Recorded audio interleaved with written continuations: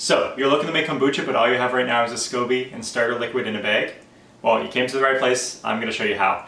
And this is just all you need to get started off. You're going to need a vessel to brew in that has to be larger than 1 gallon, and hopefully 1 gallon with a little bit of breathing space.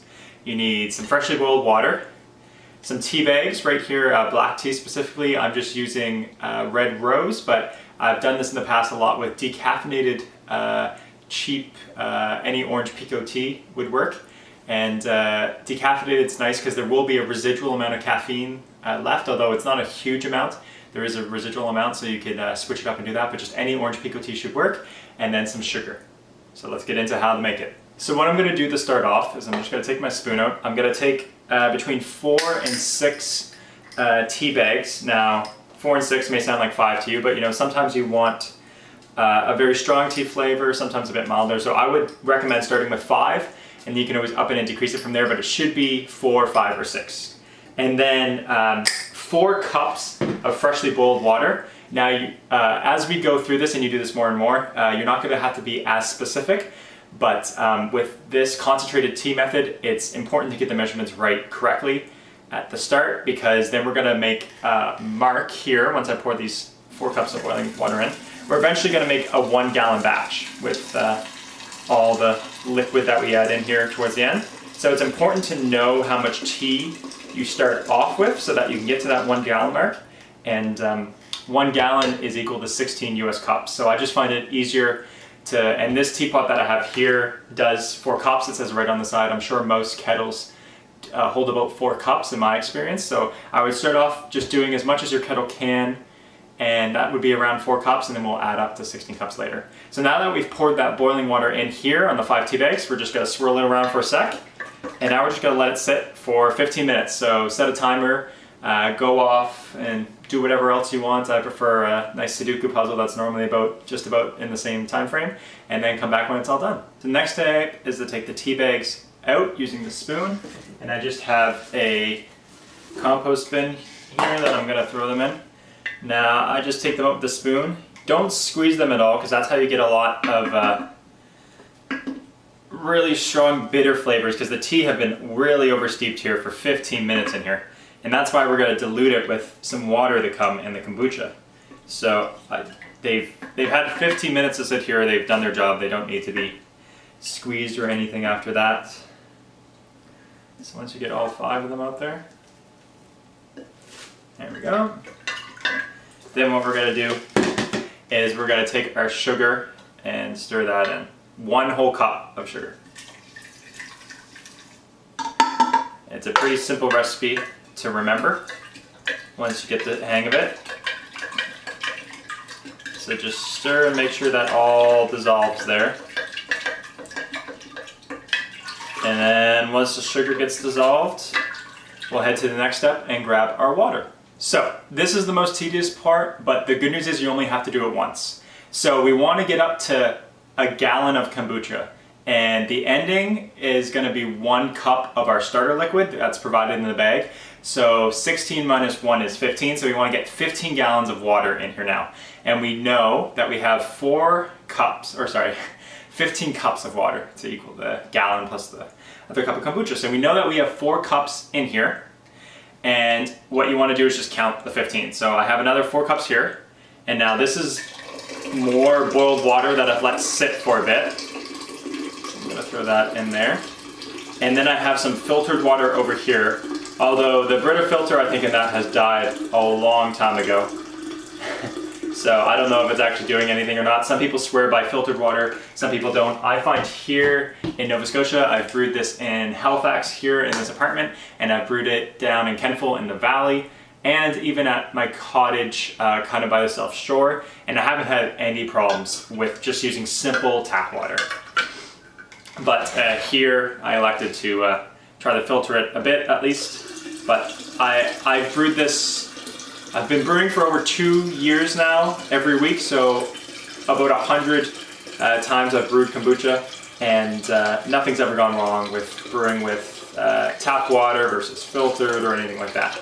So, as you can probably tell, I haven't been counting how far I need to go, because I've made a mark right here on my 15 gallons of water. So that's what I have made there. So I actually just got to that point when I was talking, so now I can stop.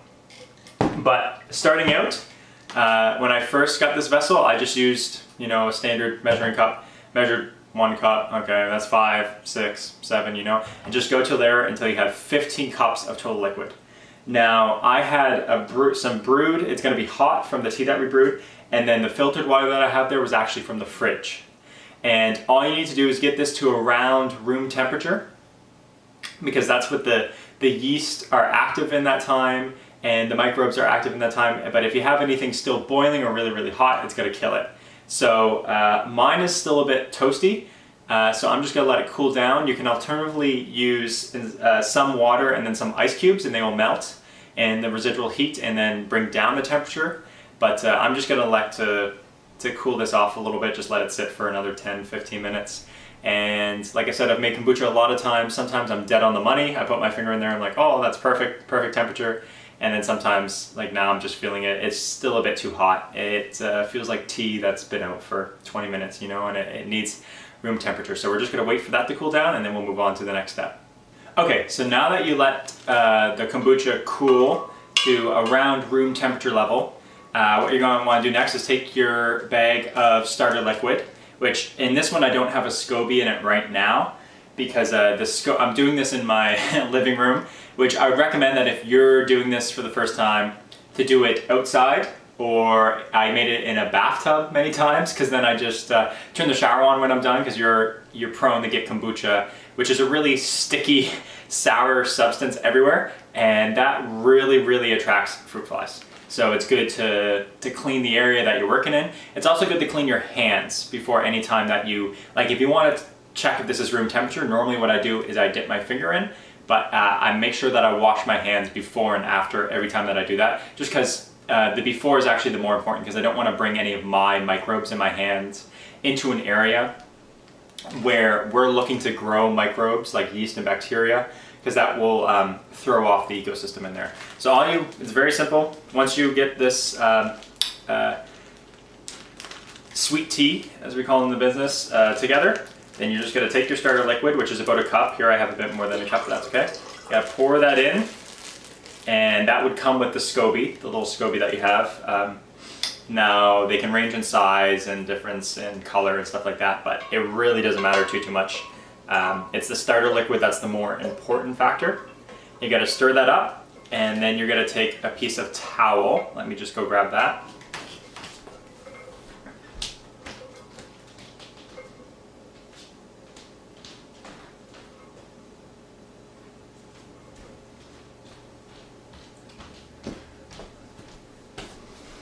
You gotta take a piece of towel like this. You're gonna take off the spoon. And we're gonna put this over top with the Scoby and put the rubber band over top. And then we're gonna put it in a dark room temperature place for a week.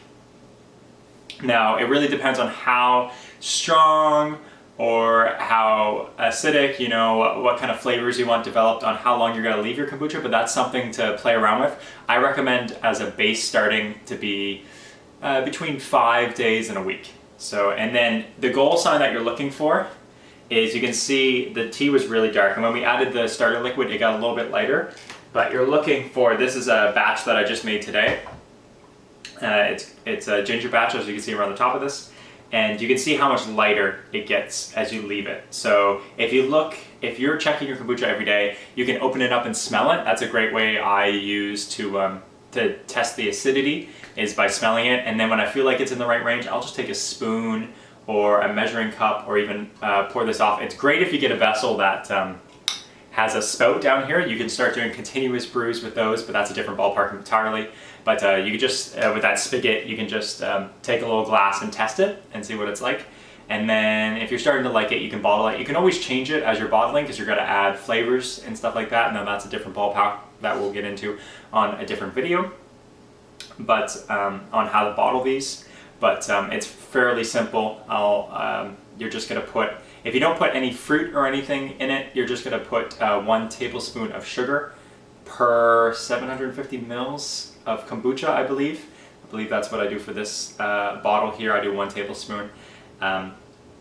And you can make it in these nice glass bottles that I got from Winners if you're looking for those, or you can make it from plastic bottles from breweries, or I've even made them in 2-liter Coke bottles that I've just rinsed out and made kombucha with, which is a great way to do your second fermentation. That's when you put the fruit and stuff in, as you can feel the carbonation that's being built up. Obviously with the glass you can't feel that as well.